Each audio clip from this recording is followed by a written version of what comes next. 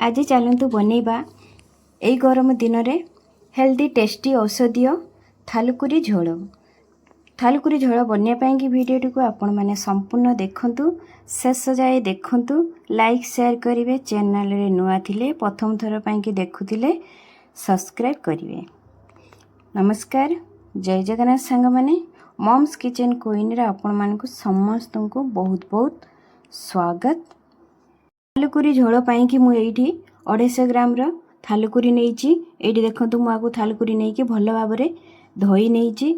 एठी देखंतु धोई सारला परे यार जो तार जो दांठी गुडी को अछि आमे याकू एमती धरी कि तार खाली पत्र गुडी को रखिबु आउ एमती ता तळ गुडी को आमे एमती छिंडे की फोपाड़ी नबु। जदि आपण माने पाउचंती जम्मा भी हाथ छड़ा करिवेनी, निश्चिंत बनातु। यार बहुत ही गुण अछि, औषधीय बहुत ही किछि अछि यार। तो ये रेसिपीटी आपण माने बनेबे, एमती बने कि खाइबे, देखिए बहुत ही बढ़िया लागिवो। तो एमती सब गुडी को मु बाछि नेली। एमती बाछिला पर या पई आउ कोन सब परिया रखिछि चलंते देखिबा। एइटी देखंतु मु गोटे बड़ आलू को एमती लंबा करी काटी नेछि, किछि सुजना छुई, एइटी गोटे बड़ टमाटर मध्य रखिछि, आ किछि बड़ी रखिछि। आउ एइथिरा हम किछि गुंड मसला मिसेबानी, बस किछि कटा हेतिबा छेचा हेतिबा एमती। तो पियाज रसुण आ लंका रखिछि। तापर आमे गोटे कड़ाई रे 1.5 चामच भले आमे सोरिष तेल दे देबा। तापर सेइथिरे आमे बड़ीटा को भाजी नबा। तो एइटी देखंतु एमती हल्का गोल्डन कलर करिकि आमे बड़ीटा को भाजी नेलु। तापर सेम कड़ाई रे आमे आउ तेल मिसेबानी, से जो आलूटा आमे रखिथिलु ताकू एइथिरे दे देबा। आलू देला परे सजना छुई रखिचे, सजना छुई भी मध्य एइठी आमे देई देबा। एबे एइथिरे स्वाद अनुसार लूण आउ एइठी 1/2 चामच हळदी। हळदी क्वांटिटी आपण माने टिके कम रखिबे, अधिका करिके हळदी मिसेइबेनी।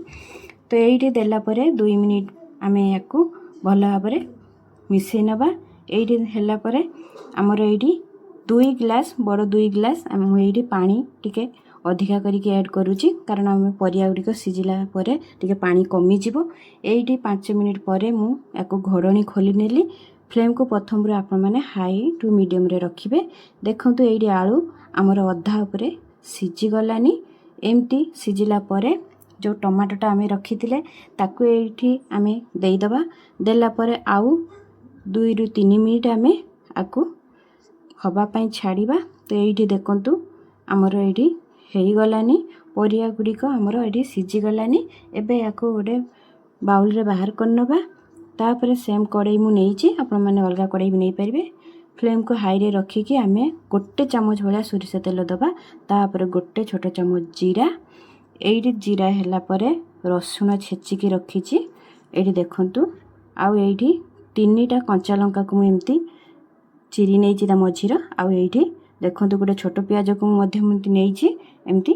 बस एतिकी मसला हमको दबार अछि, आउ किछि भी गुंड मसला एथिरे दबानी, नहले भलो लागिबनी। एइठी टिके हल्का कलर चेंज हेले यार बास्ना बाहरी आसिला पर्यंत आमे याको भाजिया। तापर जो थालुकुरी रखिथिले ताकू एमती देई दो। आपण माने चाहिले छोट छोट पीस रे भी काटी परिबे, काटी के देई परिबे। एबे थालुकुरी को टिके भाजिया पई कि आमे एथिरे टिके 2-3 पिंच भलिया लूण देई कि याको भाजिबा। एइठी देखंतु 2-3 मिनिट परे हमरो भलो भाबरे एइठी भजा हे गला। तापर जो आमे परिया गुडी को सिजी की रखिथिले ताकू एथिरे मिसेई नबा। ता संग को बड़ी मिसेई नबा। मिसेला परे याको टिके गोळेई की आउ गोळेई की 1 मिनिट पाई कि आमे याको कवर करिकि हाई फ्लेम रे याको छाड़ीबा। तो एइठी देखंतु 1 मिनिट परे हमर तरकारी पूरा संपूर्ण रेडी। या जेतिकी खाया पाई टेस्ट लागिवो, हेल्दी औषधीय, बहुत ही औषधीय, बहुत रोग पाई की बढ़िया। तो आपण माने जदि निश्चिंत पाउचंती जम्मा भी हाथ छड़ा करंती, निश्चिंत बनांतु। आउ यही रेसिपीटी आपण मानकु केमती लागिला कमेंट माध्यम रे निश्चय जणेबे। भल लागिथिले मो चैनल को लाइक शेयर सब्सक्राइब करिया पाई कि जम्मा भी भूलिबेनी। ता संग को बेल आइकन बटन को दबाई देबे, जेतेबेले मु जेतेबेले रेसिपी छाड़ीबे प्रथमे आपण माने देखि पारिबे। तो पुणी देखाबा गोटे नुआ वीडियो रे। सेते पर्यंत रहुची। जय जगन्नाथ।